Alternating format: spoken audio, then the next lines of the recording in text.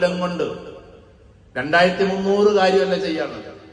അത്രയും ലോകാവസാനം വരെയുള്ള മുഴുവൻ മനുഷ്യന്മാർക്കും ചെയ്യാനുള്ളതൊക്കെ ചെയ്തു കൊടുക്കാനുണ്ട്. അവരിനി ജീവിതകാലം മുഴുവൻ ചെയ്യാറുണ്ട്.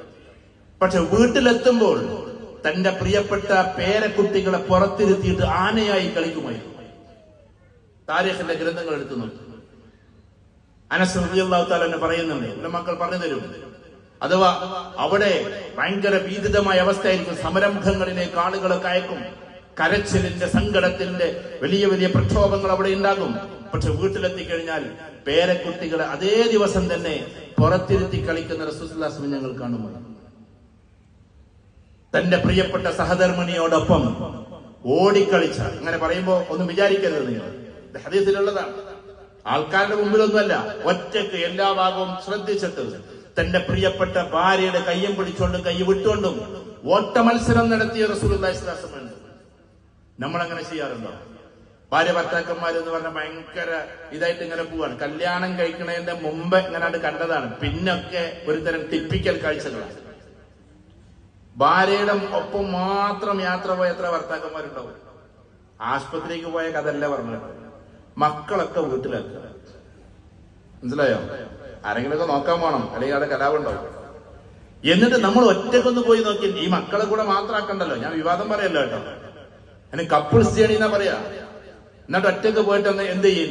ഒരു മലന്റെ പുറത്ത് കയറി ഇങ്ങനെ അവിടെ ഇരുന്നിട്ട് ഇങ്ങനെ ഉഷാറായിട്ട് കിന്നാരം പറയും. ഈ മക്കള് കൂടെ ഉണ്ടായുള്ള പ്രശ്നം, ഞാൻ മക്കളെ ഇതാക്കല്ലോ കേട്ടോ, മക്കള് ചാരിക്കുമ്പോൾ ചിലപ്പോ എന്താ ഞങ്ങളെ കൂട്ടാതെ പിന്നീട് ഒരു യാത്ര ഇവിടെ പറയേണ്ടതല്ലെങ്കിൽ പോലും പറയാം. നമ്മൾ ഇസ്ലാമികപരമായ യാത്രയിലെ ഏറ്റവും പ്രധാനപ്പെട്ട ഒന്നാണ് ഭാര്യയോടൊപ്പം മാത്രമുള്ള യാത്ര. അപ്പോഴേ നമുക്ക് ഒന്നിച്ച് വർത്തമാനം പറയാൻ പറ്റും. മക്കള് കൂടെ ഉണ്ടെങ്കിൽ ഉണ്ടാകില്ല എന്താ, അങ്ങനത്തെ യാത്ര നടത്തണം. മക്കളോടൊപ്പമുള്ള യാത്ര ഒരുപാട് നടത്തണം. ഊട്ടിയും കൊടൈക്കനാലും എവിടേക്ക് നിങ്ങൾക്ക് പോകാൻ പറ്റുന്നൊക്കെ പോയിക്കോ, നല്ല ഹലാലായ രീതിയിൽ. പക്ഷേ മക്കളെയൊക്കെ ഒരു ഭാഗത്താക്കിയിട്ട് ഇടയ്ക്കൊരു കപ്പിൾസ് ജേർണി നടത്തണം. എന്നിട്ടൊരു മലയുടെ പുറത്ത് കയറിയിരിക്കുക. അവിടുന്ന് പിടിച്ച് ഉന്താനല്ല കേട്ടോ, ചിലപ്പോ ഈ ഒറ്റക്ക് പോകുമ്പോ അതൊക്കെ പേടിയിട്ടാവില്ല.